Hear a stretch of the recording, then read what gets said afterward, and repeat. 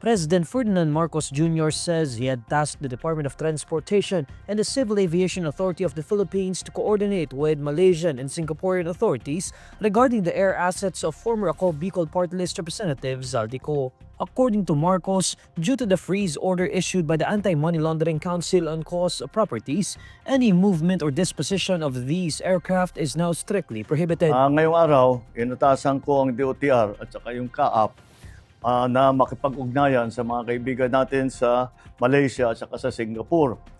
Dahil ang mga pag-aari na helicopter at saka eroplano ay mukhang doon tinatago ni Zaldico. At nakarehistro po ito sa kanyang kumpanya na tinatawag na Misbis Aviation and Development Corporation. Ngunit nagkaroon na ng freeze order ang AMLAC, kaya lahat ng galaw at disposisyon ng mga aircraft na ito ay lalong-lalo na ngayon ay ipinagbabawal.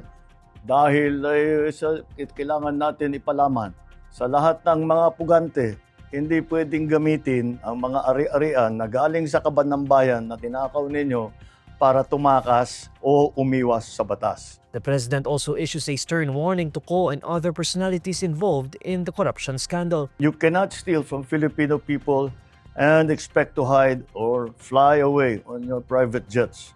You have the money to run, but you cannot outrun the Republic of the Philippines. Kaya kayo mga pugante, umuwi na kayo.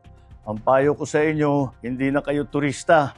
Hinahabol na kayo ng batas. Marcos says the government intends to bring every peso and asset stolen by those responsible for corruption back to the Filipino people.